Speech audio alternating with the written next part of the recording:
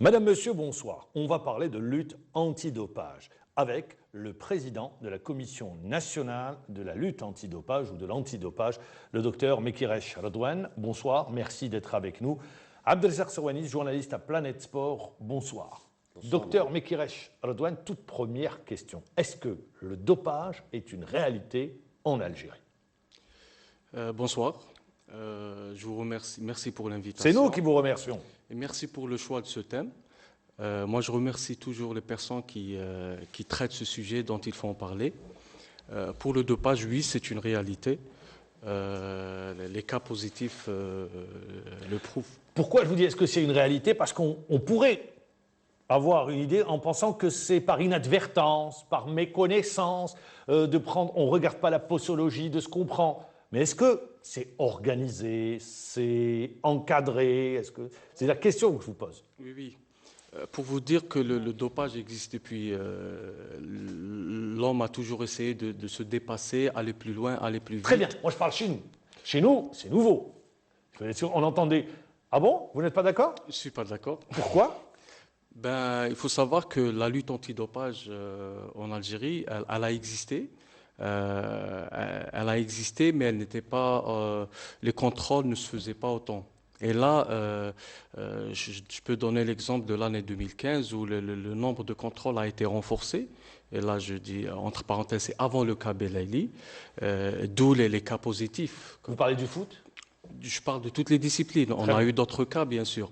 Et là, pour vous dire que le contrôle ont été renforcés avant la surmédiatisation qu'on a vue dans le football. C'est vrai que quand on parlait d'athlétisme, il n'y avait pas une telle médiatisation. Mais dès que ça a touché le foot, c'est devenu un sujet, à la une. Et c'est normal aussi, c'est le sport le plus populaire, ça a touché un joueur aussi qui est Très bien. Est-ce connu. qu'aujourd'hui, ça touche toutes les disciplines ou certaines disciplines? Chez nous? Bien sûr, il y a des disciplines connues. Là, je donne l'haltérophilie, le cyclisme et l'athlétisme. On a eu des cas positifs en athlétisme cette année. Autour d'Algérie, le cyclisme, où il y a eu prise de substances dopantes, vraiment, c'est le PO, c'est l'érythropoïétine, c'est du dopage professionnel. Donc ça, c'est organisé. Voilà, c'est organisé. Et on a eu d'autres cas en athlétisme, c'est la prise de stéroïdes anabolisants. Et là, toujours, je parle de la voie d'administration, c'est pas un comprimé ou c'est une injection intraveineuse. Donc là, c'est un acte médical, donc d'où vous parlez de pour le football, c'était pas des produits dopants, c'était plutôt des produits interdits. C'est pour faire la fête. Voilà, mais c'est des dopants qui ont un effet sur la performance aussi. Je donne l'exemple du cannabis ou bien de la cocaïne. La cocaïne est un stimulant majeur, donc qui a un effet sur les performances de l'athlète. Abdou Serwani. Et la première question, docteur Mekacher, que j'ai envie de vous poser, c'est qu'on termine cette année 2015 est terminée, on va sur une nouvelle année. On a eu des scandales à l'échelle universelle. Aujourd'hui, en Algérie, qu'est-ce que cela vous fait tout ce qui s'est passé dans les milieux de l'athlétisme, notamment, puisqu'on parle de l'athlétisme. L'athlétisme, c'est un scandale lié au dopage, la FIFA, la corruption, etc. Est-ce que vous pensez que c'est le pouvoir de l'argent qui protège les tricheurs? On triche et on se protège avec de l'argent. Oui, moi je peux dire que le pouvoir de l'argent aussi pousse les athlètes à prendre ces substances interdites. Là, je peux donner l'exemple des bourses et des salaires octroyés aux athlètes qui sont vraiment Ils ne sont pas préparés dans leur formation, dans leur cursus de formation? Justement, et là c'est le rôle de notre commission. Durant l'année 2016 et même durant cette année, donc on va se concentrer sur l'aspect prévention, et que ce soit pour les sportifs, les athlètes. On a organisé des séminaires et des journées d'information et de sensibilisation. C'est-à-dire, en d'autres termes, vous allez aller vers les clubs, vous allez vous rendre au contact direct avec les athlètes? Ce qu'on fait, donc, et ce qu'on va renforcer aussi, on a un comité au niveau de la commission. Donc, c'est le comité d'information, d'éducation et de sensibilisation.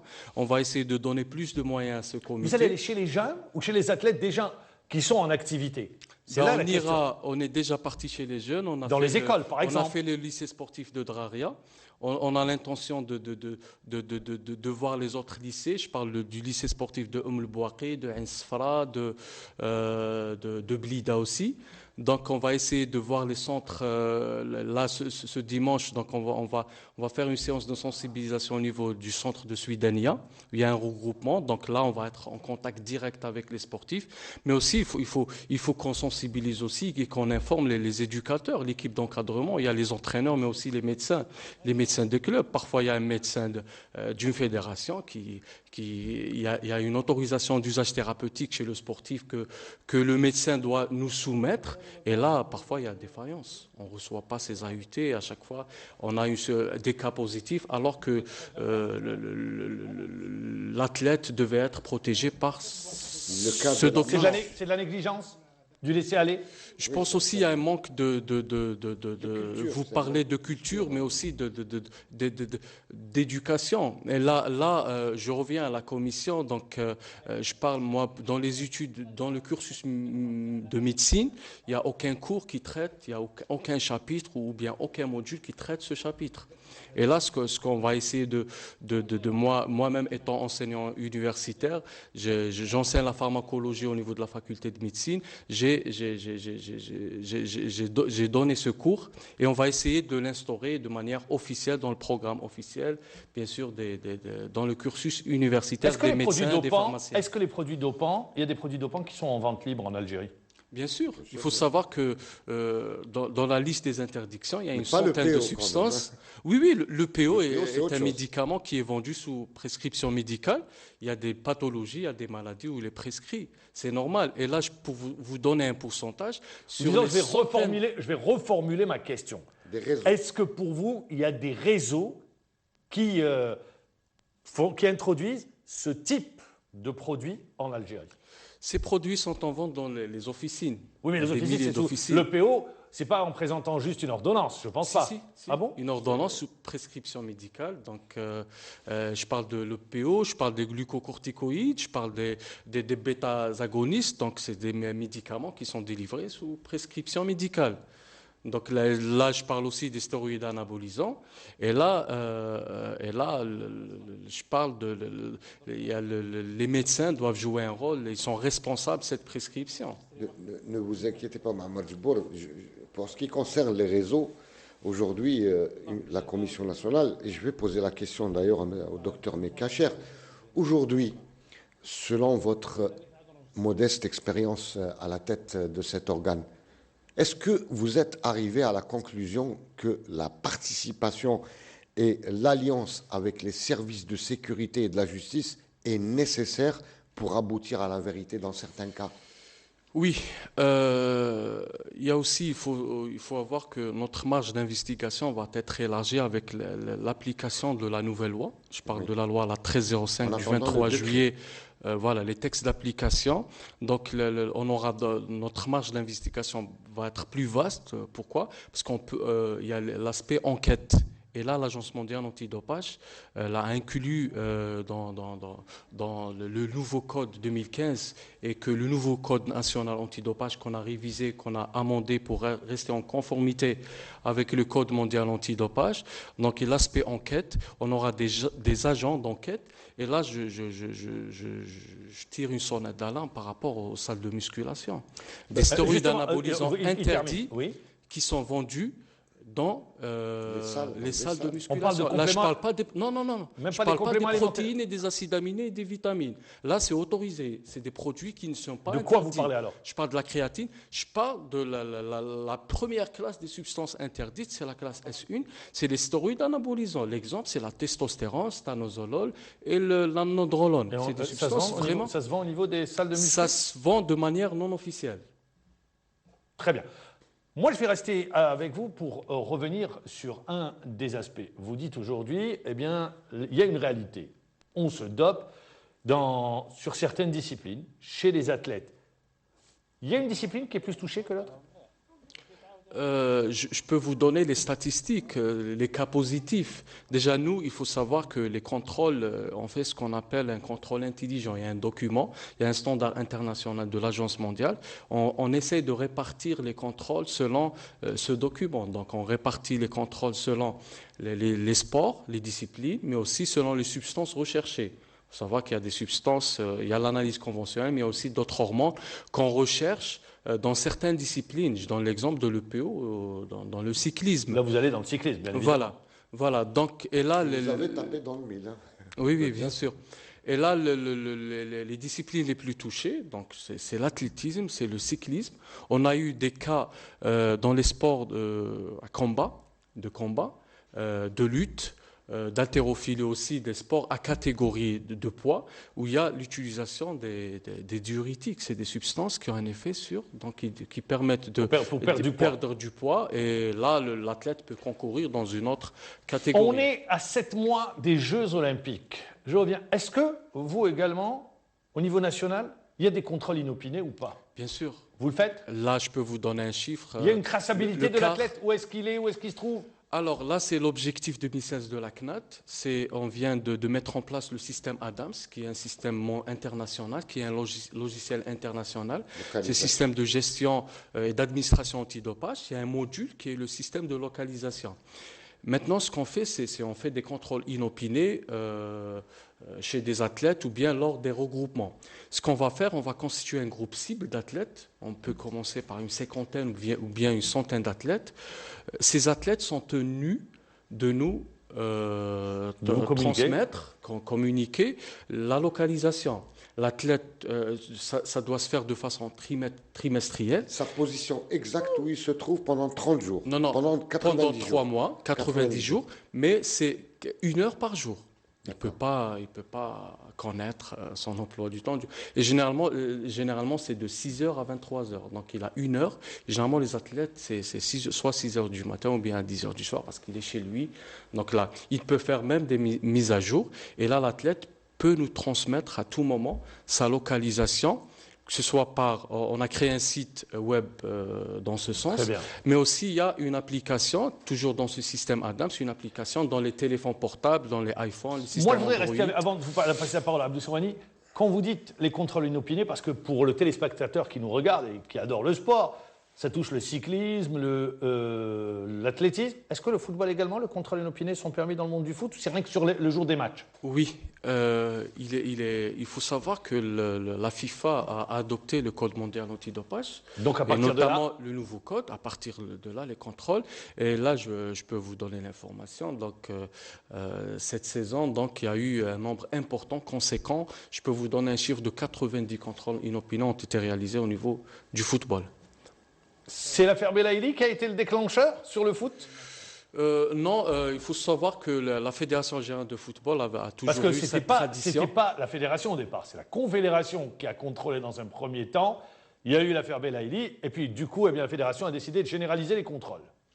Non, là, pour vous dire que la Fédération générale de football avait une tradition dans le contrôle antidopage. Elle a commencé à la contrôler les sportifs avant même la création de la CNAD, de la Commission nationale. Ce que je peux vous dire, que la Fédération générale de football a renforcé les contrôles. Je parle du nombre de contrôles. C'est-à-dire, pour que le footballeur qui nous regarde, le footballeur qui nous regarde puisse comprendre, il a l'entraînement.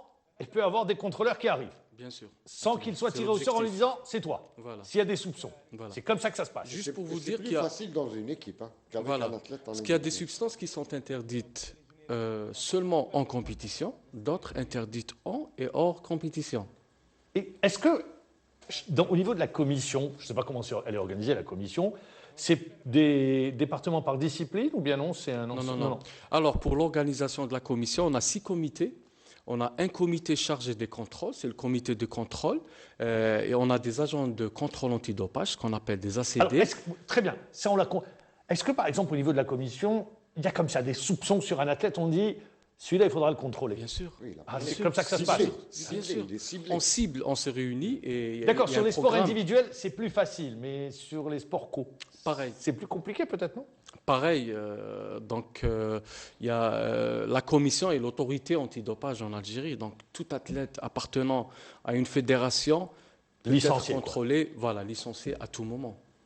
Donc, Très bien, ça répond à la question. Donc ils sont avertis, les athlètes, de faire attention. À n'importe quel moment, vous pouvez voir débarquer un contrôleur. Abdou Serwani. Oui, moi je dirais plus. Il faut pas tricher. Il faut lutter contre. Il faut dénoncer les tricheurs également.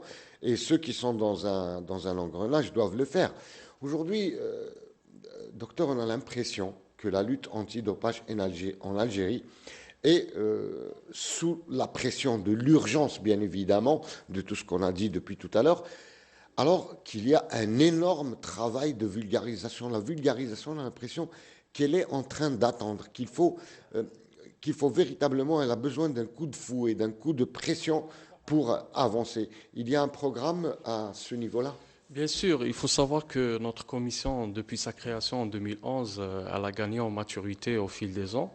Et aujourd'hui, nous sommes encore, nous voulons accomplir notre mission, donc qui est la lutte antidopage à l'échelle nationale. Donc, on voulait professionnaliser cette commission et être en conformité avec les standards internationaux, chose qui a été faite. Cette année, nous avons amendé le Code national antidopage pour rester en conformité avec la WADA, et ce qui aboutit à la reconnaissance de notre organisation comme une ONAD par l'Agence mondiale antidopage. Nous sommes tenus de respecter les standards internationaux qui sont au nombre de 5, le standard international de contrôle, des enquêtes, etc. Pédagogie. Donc, voilà.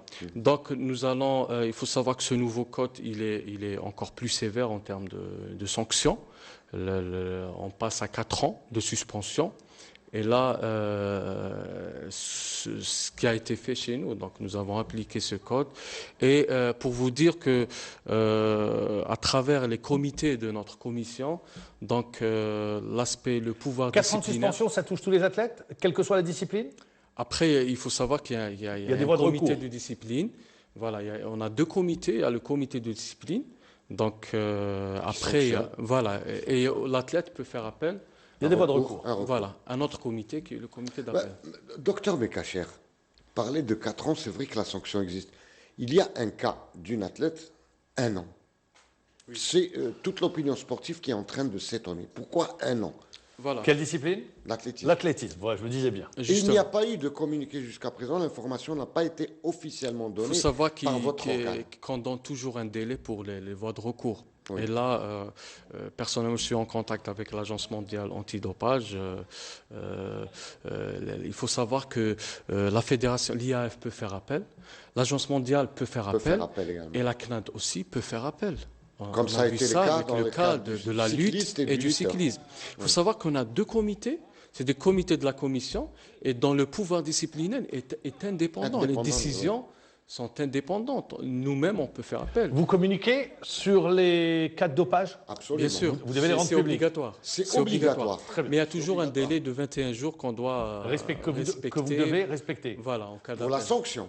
En cas d'appel. En cas de, Pour l'athlète ou bien l'Agence mondiale ou la Fédération oui, internationale peut faire oui, appel. c'est vrai qu'un délai, une fois que la sanction est donnée, en attendant l'appel. Mais un athlète, lorsqu'il est contrôlé positif, c'est imminent. Après l'avoir notifié à l'athlète, l'information doit être donnée, rendue publique immédiatement. Non, c'est confidentiel.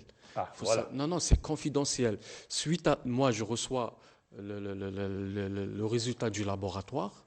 Donc, on notifie l'athlète, sa fédération et la Fédération internationale et l'Agence mondiale antidopage. Et ça doit être confidentiel. On a eu des cas où des fédérations ont communiqué. Non.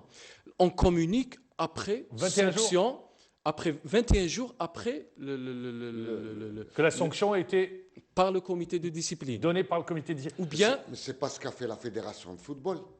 Un communiqué 2 jours ou 3 jours avant. Non, elle a pas comment sont informés? Non. Abdou Serwani, si vous permettez, sur la Fédération de football, même si vous êtes étonné, rappelons que c'est la Confédération africaine de football qui avait contrôlé Belaïli. Ils ont attendu 21 jours pour communiquer Non, la le suspension code est clair. de Belaïli. Ça a été très clair.